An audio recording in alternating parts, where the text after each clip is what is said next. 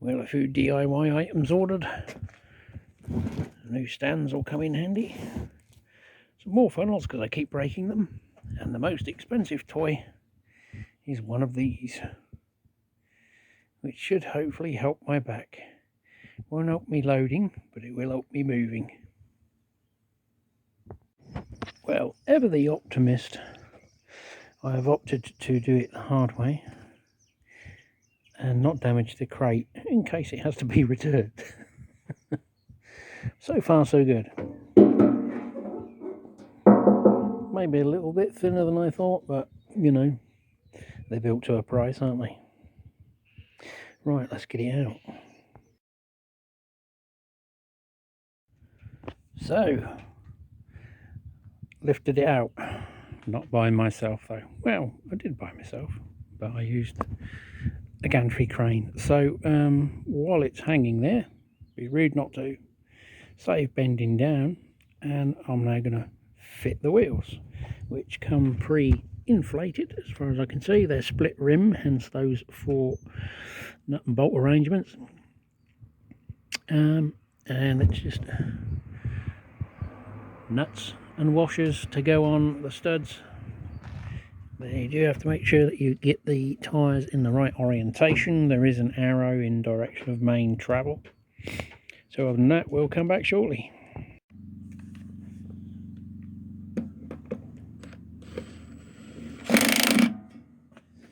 Not easy to do this and film.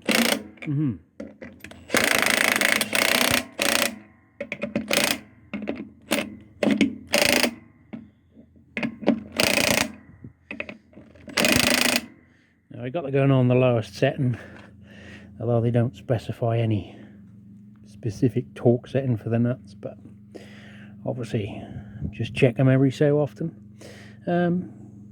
I did think the tyres had been put around the wrong way at one point, because I put the tyres around the wrong way at one point. But yeah, I'd only got 2 on. I just got the direction of travel the wrong way because I hadn't looked at the fact the engine's there and the hoppers are going to be there, so we're going that way. I've got the tyres to go that way, but yeah. Right, Jesse's back on the ground now. Next stage is to unwrap all the handlebar and assemble it to the fixings down there.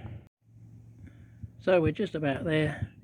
I'm just doing this for the sake of clarity because the picture in the catalogue's not brilliant. So the short bolts go to the front, the frame goes on the outside. You can't really get it wrong because there's this rib strengthener here, and again the tubing goes on the outside. So the long bolts at the back, you can't really get them wrong. It's just the picture isn't very clear. Well, excuse the background noise, it is a bank holiday and everyone's cutting their grass. The gear shift mechanism, which goes here and through this plastic guide, which would be one criticism on its durability, not being a piece of laser cut steel or aluminium. Plastic, not great.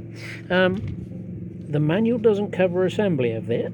It goes straight to putting the load box on and then filling the engine with oil. So you do get a close-up shot of the gear shift. So I mean, it's not rocket science, but yeah, the page is all there. There's not one missing out of the book. It doesn't cover it, and then it goes on to starting procedure and gear selection, but neglects to tell you how to put it on. Now, as I said, it's not rocket science. Just got to go bolt it there and line it up. So that's all in. Did have a little bit.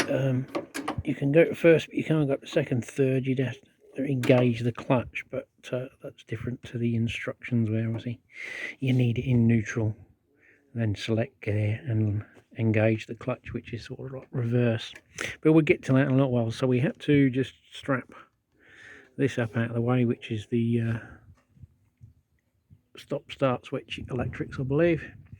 That comes loose because obviously the bar's not attached, so they do supply these little bit flimsy cable ties. There's 3. I've used the 3rd one just to pull back the release mechanism cable for the tub, because it's a bit close to this wheel, so obviously with mud and everything clinging up on it, it would be knocking this thing. So I'll probably substitute it for something a bit more heavier than that little thing, because I don't think that'll last. But I'll put some electrical cable ties on there, or some tape or something, just to keep this cable clear of the wheel. So the last thing to do is to put the bit on there. So that's the barra bit on. It's just simply line it up with the pins, slide it on, put 2 R-clips in, and that's it. I might put a bigger washer, or a big washer on each one, just because of other stuff that I've got that's similar. It does have that. Seems okay. Locking mechanism is there. The release handle is down the side here. Seems fairly easy for a pivot point to tip. It is obviously manual.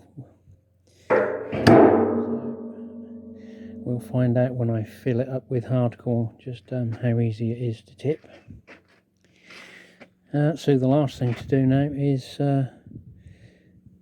fill it up with oil and petrol and give it a go. So it's very easy to put together, minimal amount of nuts, bolts and screws, washers. You don't even need anything as sophisticated as this. Yes, they are Clarke products, like the dumper is, and no, I'm not sponsored by them. I just happen to buy their products on VAT-free days. So it's 0.6 of a litre capacity. This is the G200 engine, which is on a plate underneath, or a little sticker there. Basically these are Honda GX clones. Lonsin make them. I think they're a Chinese company, but they are a genuine licensed Honda copy, for want of a better word. They're allowed to, under license, produce a copy of the Honda GX engine, which is the same, exactly the same one as I've got on my little mini digger. So the Clarke funnel came in handy, hooked through there to keep it in place, and just into the fill port, which is now full. Petrol next. Well, excuse the noise, obviously it's running. I have found that the gear shifter's a little bit out of play, but you can adjust it by moving that, so I've just got to tweak that a little bit. Neutral was more or less first gear, so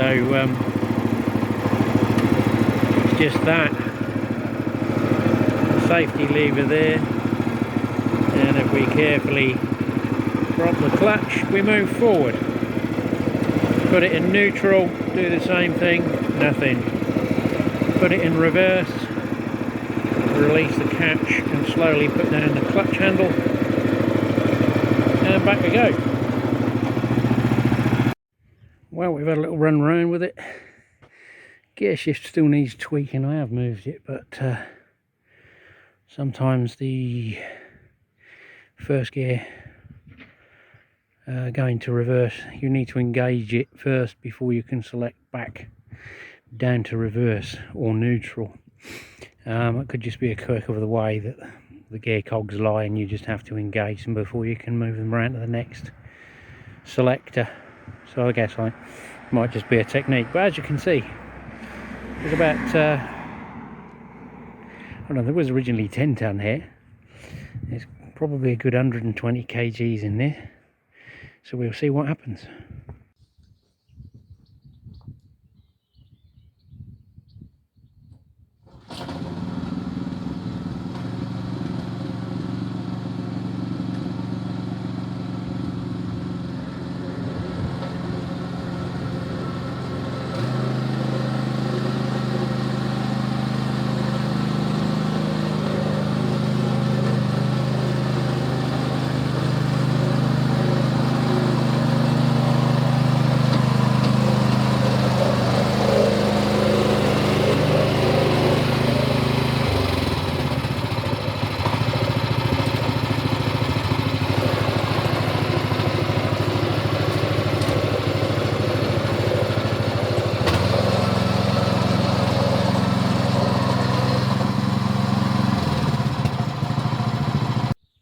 well, it didn't seem to break a sweat. No issues there. That was at first gear, or low to medium revs. I've got a lot of work for it to do, as you can see. A good 7 ton there probably to move. There's going to be the same again. There's going to be 6 meters of this stuff to move, to make 6 meters of concrete blocks to move. So it's going to get a test. Shingle for pipe laying, all sorts. So it's going to get a good test. So hopefully it isn't a big red herring. Now obviously these are a Chinese make, they're not Bell or the Honda ones. They don't come in at anywhere near the price of those. This I think was $11.50 plus another £54 shipping. That was on a VAT-free offer through Machine Mart. It's the cheapest one I could find on the market. Even the other ones that are exactly the same as this but branded under other names, not even close to this price, even without the deal. So we'll see how it performs, and I will do an update as and when. Oh dear, a wee update. It appears that some of the tyres weren't quite inflated as much as appeared first time. They're quite a solid hard wall. I pushed them down, thought, yeah, okay, they're alright. And obviously it worked okay. Pulled away on there, but as you sort of lock the wheels and it traverses on the other pair, the tyres are slipping on the rims. And as they slip, they pull the inner tube round. And that's the one. There's no lining or anything on those. And what's happened is they've ended up pulling, and this one has got a cut in it and deflated. When I went round and checked, 2 of the remaining tyres were also on the point of ripping the inner tube core out. So I deflated them, moved them back into a straight position and re-inflated them. I don't know what the data is on here. I haven't yet looked to see. Inflation pressure 330 kilopascals. I shall have to look to see what that is in PSI, because my gauge doesn't work in kilopascals. And go and keep a check on them obviously in the future, because it'd be all too easy to get caught out on site or something. Not that this is going to be on site, but yeah, just something to be mindful of while I go and try and repair this or find another one.